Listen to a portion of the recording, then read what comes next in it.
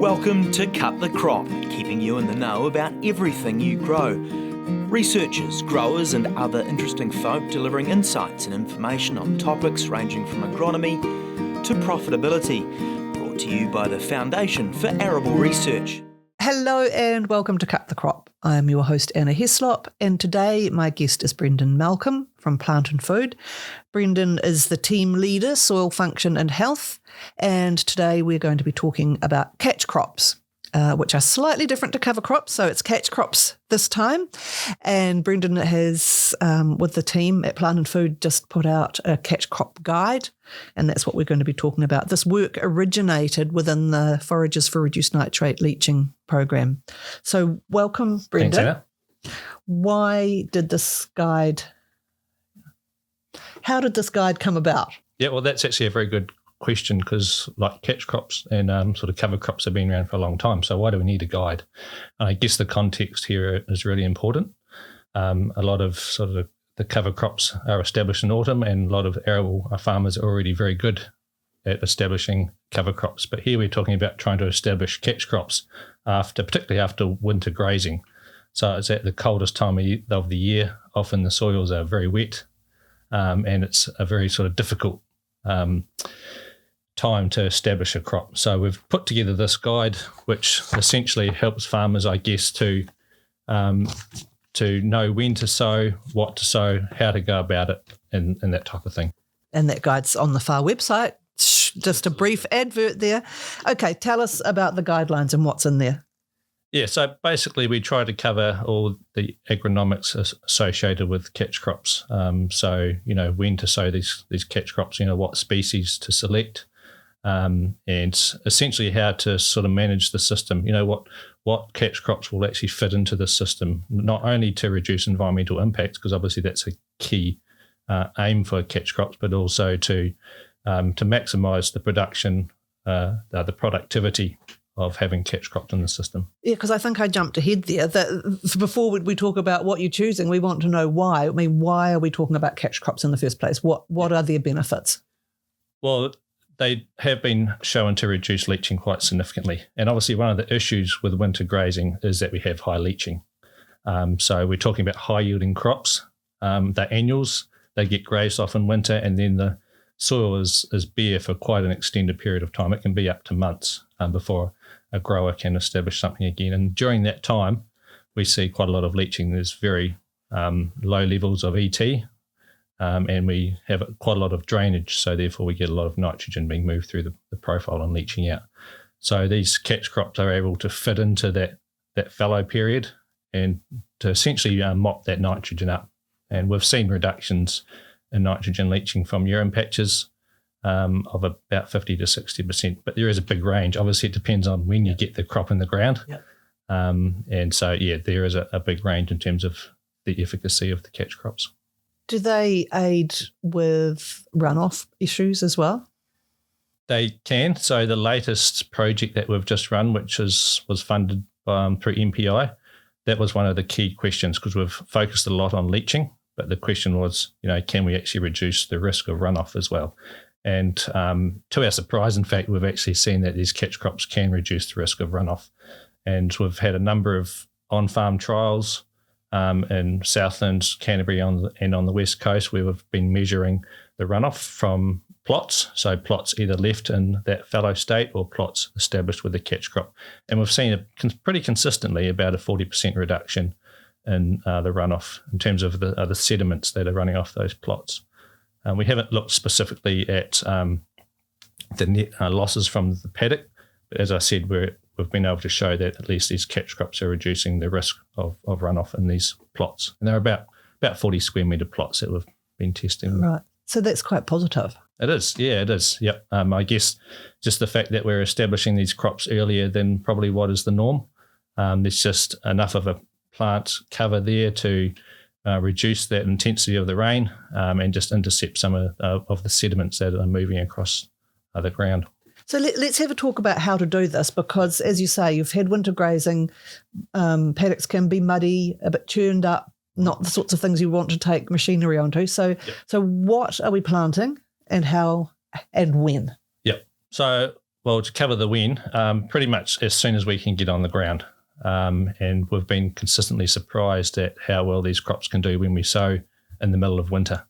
And we've also seen that the earlier you sow, the greater the reduction in nitrate leaching, but also the more biomass that can be established.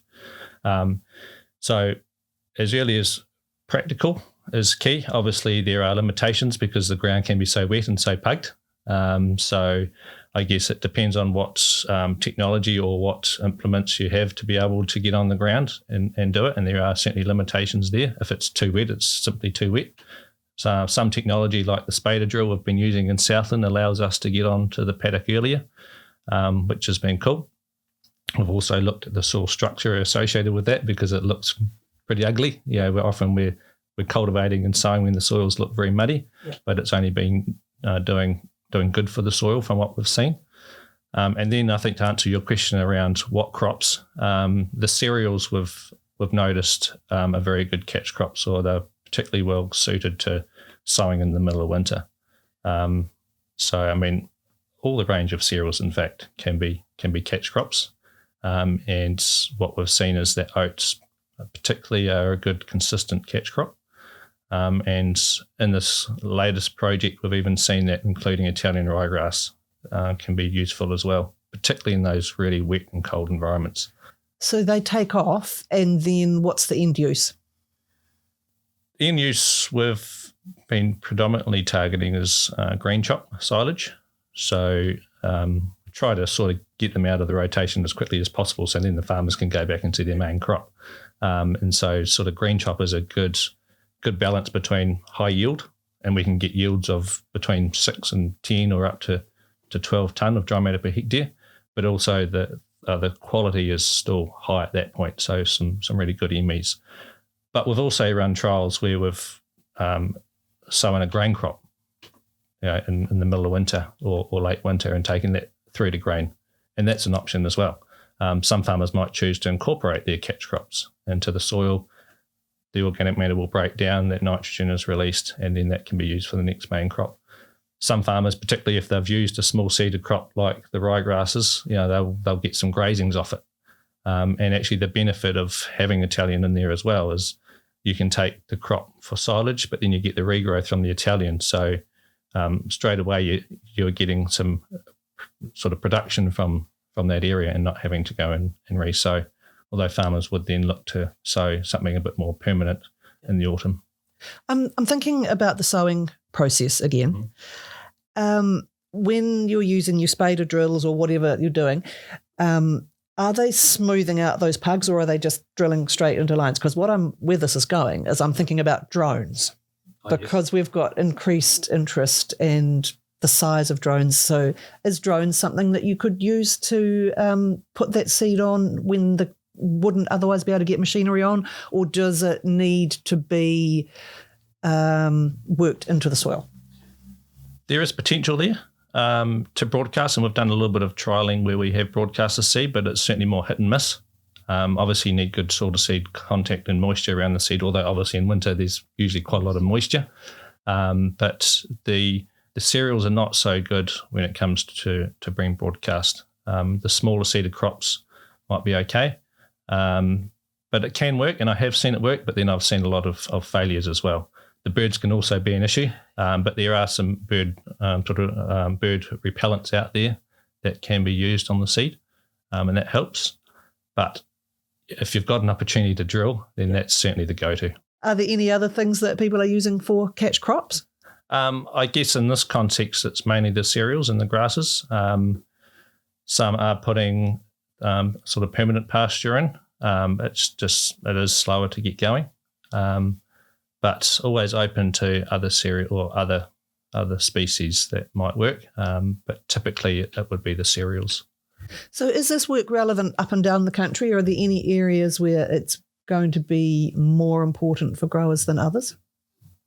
I guess it's particularly important in the South Island here because we grow a lot of winter forage crops. Obviously it's we get very cold winters, and so it's and I guess so Southland and Canterbury, the West Coast, they're key regions I guess for wintering, and it's often harder to get crops establishing after winter grazing in those regions. So that's why we've been kind of focusing on those areas. Yep. In the North Island, there's still parts where winter grazing is important, but typically warmer temperatures. So I guess there's a wider suite of species that are available to them up there. There's still time to get a catch crop in. Yeah. I guess when you get into September, or getting too late into September, it's you would certainly be thinking about your next main crop. So really the window is now into the end of August. What we've seen actually in those really cold environments like Southland is that the window is actually greater. So we can have effective catch crops even when we don't sow them until end of September.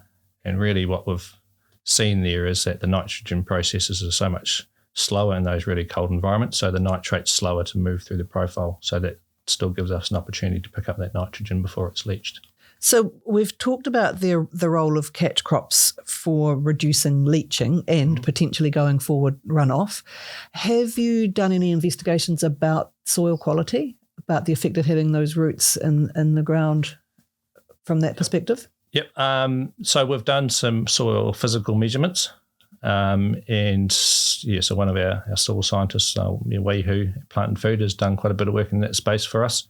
And certainly it shows that when we establish these catch crops, we can actually recover the soil back to a state that it was kind of in before grazing. And so that's been the main focus of the work.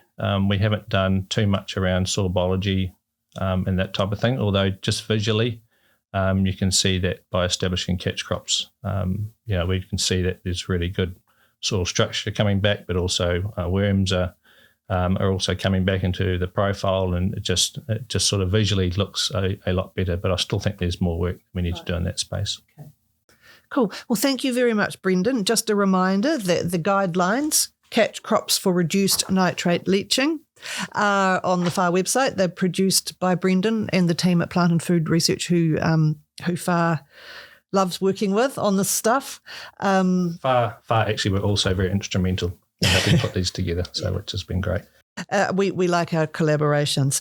So hopefully we're recording this on a nice sunny day, but I believe the rains are coming again. So everybody keep warm and have a great day on the farm.